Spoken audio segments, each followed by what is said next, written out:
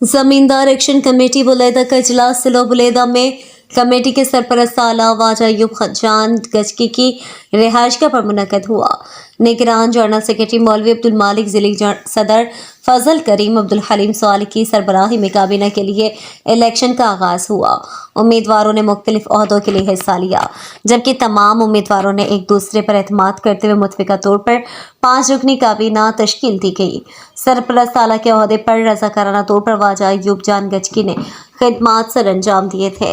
अपने आप को इस ओहदे से सबकदोश किया और ज़मींदारों की बाहमी मशावरत के बाद वाजा अब्दुल्ला मुराद को सरपरस्त आला के ओहदे पर मुंतखब किया। 5 रुकनी कमेटी में सदर हाजी नियाज बलोच, नायब सदर करीम Jan Dil Jan, general secretary Abdul Razzaq Baloch, deputy general secretary Zafar रिन, फाइनेंस बाजार बलोच मुंतखब हुए। इसके अलावा मसालती कमेटी भी तश्कील दी गई।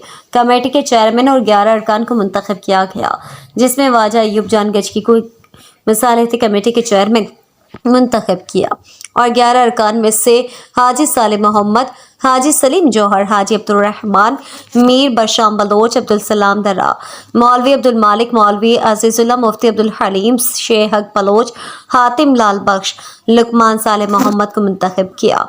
जमींदारों ने काबीना के नए अहदेदारों को मुबारकबाद पेश की।